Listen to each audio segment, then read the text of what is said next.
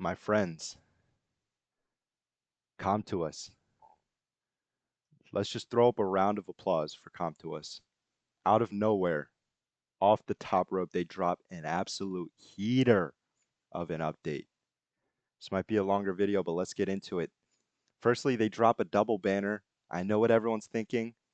Comtuos, I'm already milk dry. You've been milking me for however many banner rotations. Have mercy. Luckily, a star is given to us for free, and you will be able to get her to 5-star through one of the events. I'll kind of hop into it a little bit later. But both of these units are so sick. Eleanor is going to be that Kraka Dusky prototype.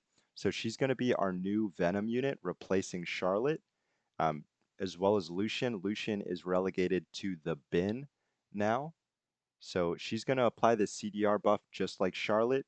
She applies the Venom naturally, and on top of that, she's going to be giving a crit damage up buff to your ranged allies, which is stackable. So just at base, one copy 3A, I think she's absolutely worth it for any long form content, um, whether that's Rift, I think is fine as well, especially for Naraka and Guild Boss. I think that you'll want her in that lineup for sure.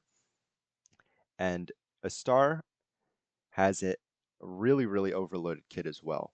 So let's go into this. So a star is going to provide crit rate up for your melee allies. If you guys do know, so Cassandra and Trinity are going to be universal crit rate up units, and Sekhmet is going to be crit rate up for ranged units. Finally, we do have that melee counterpart who will be a star. And on top of that, let's pour one out for everyone that has Devilmond, QD, the Light Monkey. Um, RIP because he is now relegated to the bin as well. This is going to be your now go-to defense down unit.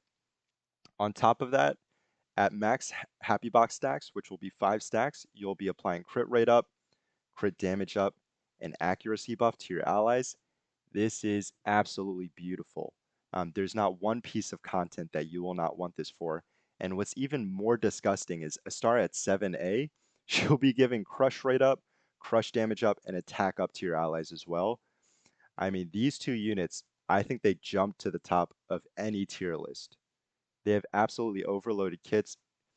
Eleanor doing that additional damage to units under Venom, and a star just for this buff on top of the other buff you get at her 7A. I mean, it feels really gross to say that both of these units are worth that full investment, um, but they genuinely are. I think at minimum, either one will be okay 3A. Luckily, a star will be getting for free, so you don't need to worry about it. For summoning recommendations, I'd say start on Elenoa. If you're really frugal, these banners will be here for a while, so you could just wait a week to see if there is a rebate. But if you don't want to wait for that, my recommendation would be 3A minimum for these units. Maybe you can pass by with one copy, but I think these units are too good to pass up. And just to note as well, a star is going to be available on Elenoa's banner. So really, you don't need to touch this banner unless you're going for a 7A immediately, because you're going to be getting drip fed some through the event. You'll be able to pull through Elenoa's banner. So my recommendation would be both of these, ideally 7, but you can't go wrong with either. And what a disgusting critter as well. Santa Goose. I mean, what better traits could you have asked for from a critter? Crit damage, crit rate. I know we're dry on crystals. I know we're low. We're fiending for some. You need one copy at the very minimum. One copy and then throw Santa Goose into your critter commotion. You will want to star this up. These are premium stats for your account. We have a typical content expansion. This is going to be the same pretty much every stage rotation.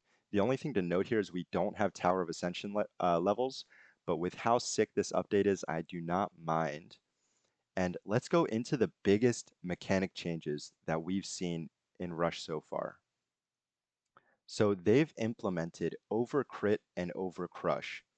And before, there was really no reason to go over cap, so over the 100% for crit rate or crush rate. There were some niche usages for PvP if you wanted to counter crit resistance. If you weren't sure how crit resistance works as well, it'll be your unit's crit rate versus or minus the opponent's crit resistance. That'll be your active crit rate. So if you have 100% crit rate, the enemy has 30% crit resistance, your units would essentially have 70% crit rate. But now what they've implemented is if you're over that cap of 100, so the example they use here is if you have 200%, 220% crit rate, and the opponent has 0% crit res, you'd be getting a 1.2x damage multiplier. And if you go in game, you'll probably notice that all these numbers are going to be in purple. That'll be the over crit and over crush effects. So being overcapped for both of these is absolutely fine now. And what that also means is that Grogan probably slots back into your team, even though you may not need it, just because he adds that additional crush rate, which will be a damage multiplier for your whole team. And not only that, but crit crush gears are suddenly so hot right now. They are back on the menu. Um, an important thing to note as well, I know that some people in general have been saying, oh man, this is the death of triple. I feel like I wasted a lot of gear slots going for triple. I still think that triple is a very, very valuable substat to have for your gears. Um, because just in this instance, right, you're 120% over the cap and you're getting a 1.2x damage. That is quite a bit, but realistically, the things you're going to be getting from your gear are going to be like 5%. So it is going to be a damage buff, but not to the point where I think that you can completely ignore triple hit.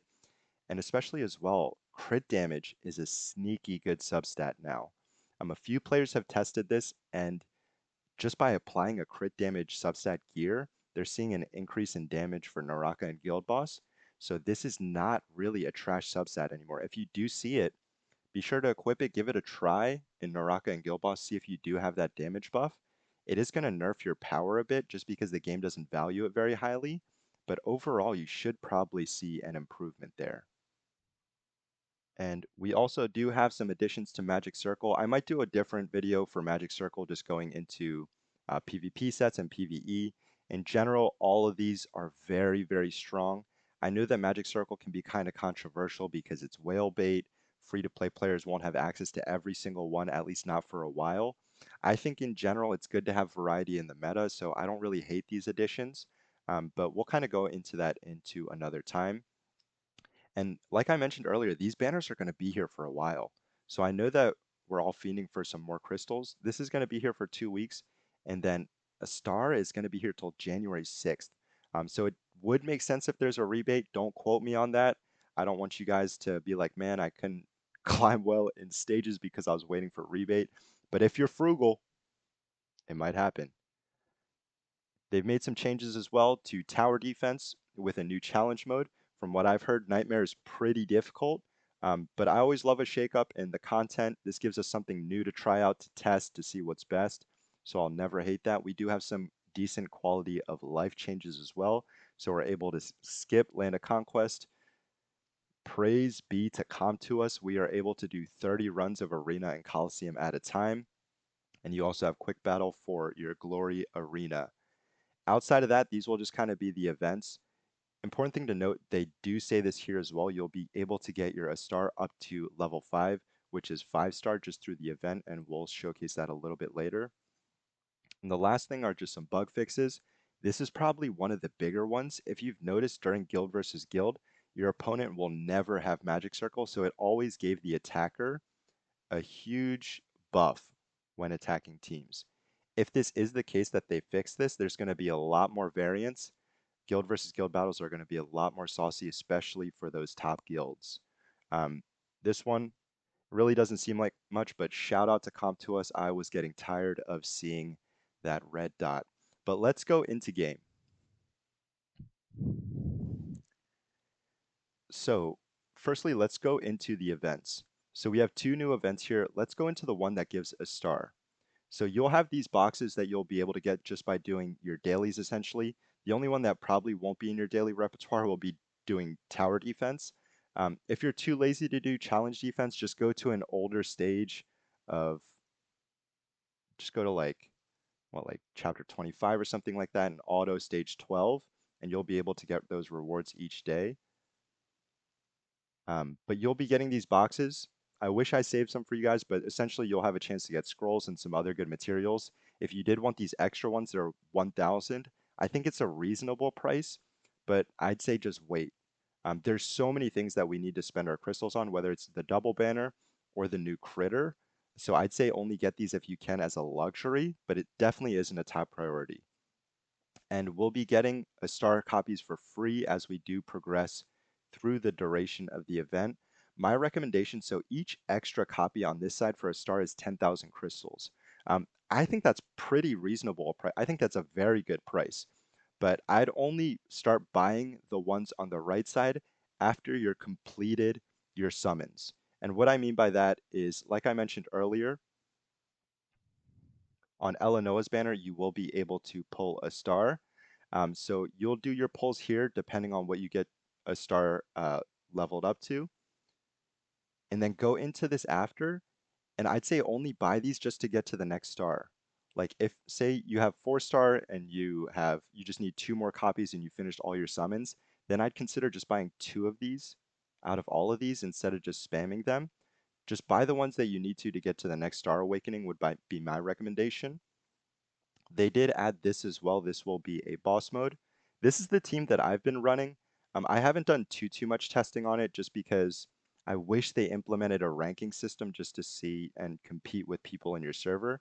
But I think generally as you run it, you should be fine. But this is the team I'm running. The only important things to note, I threw in Chason as well as Ariel. I found that generally I perform better just with that extra survivability.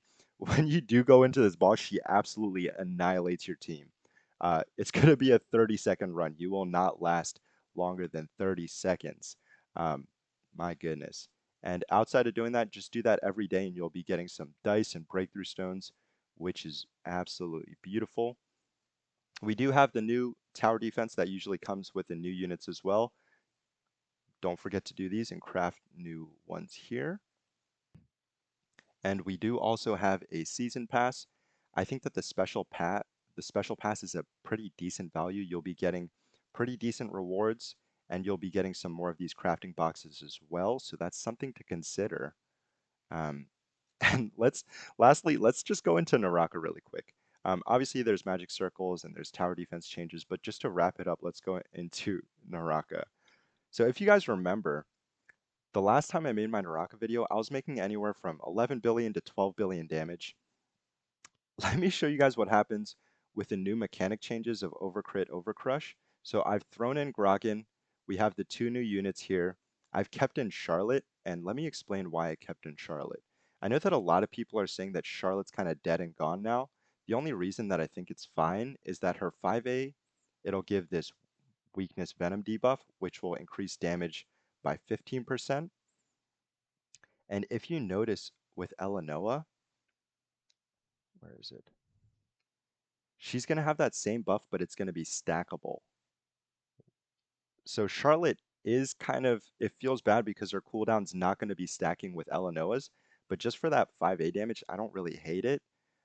Also, as well, just to kind of go more in depth with this, you will get range up for Elenoa, which makes her tower defense meta. It makes her PvP meta. Crit rate up, even though that used to be a kind of a waste, that's essentially going to be a damage buff now. And then a star 7A is so crazy. So on top of adding the crit rate, crit damage accuracy, she adds crush rate, crush damage, attack up, which is very, very sick. 5A, I think it's kind of optional. It's not something that's really, really needed. But if you did want, I don't think it's the worst investment. But definitely for her priority, I'd say 7, 3, 5. And for Elenoa, I'd say do 7, 5, and then 3 for her awakenings if you can. While we're here, let's go into traits. Most of my units, I've actually pivoted off of crit rate traits to go into crit damage and attack. This will be the case for pretty much all of my units. That being said, crit rate is still usable because once you're over the cap of 100, you're still going to be dealing extra damage. I don't think that means that the other traits are dead. I think that just means that when you're rolling for traits, I think you just roll for any of these 3 traits. If you want to be a little bit pickier, you can run crit rate, crit damage, which are probably the most ideal with the new changes, but I don't think you can go wrong with any of those anymore, so they've made it fairly simple. But going back to Naraka, from what I've experienced, if you're running Vanessa in this slot, you're going to see a damage nerf, and Charlotte and Rena will essentially be pretty similar. which I don't really understand why, because Charlotte should be buffing your melees as well with that stackable buff versus Reyna, who just buffs the range units. But let me just run this really quick to show you guys how much this update has changed damage.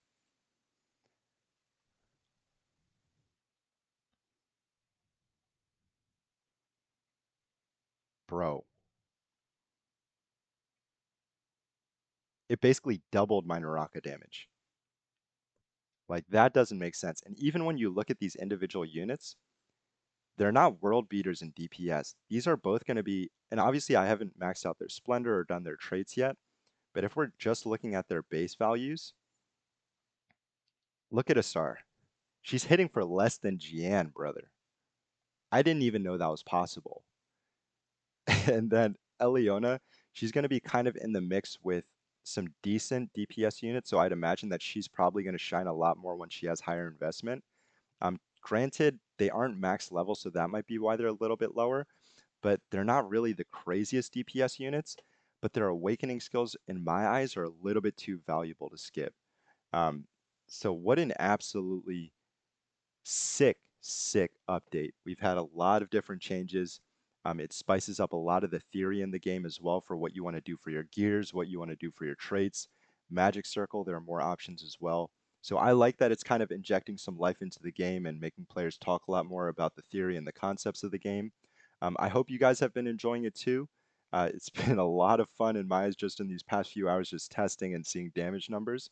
But good luck in your climb, and I hope to see you guys in the Rift as well.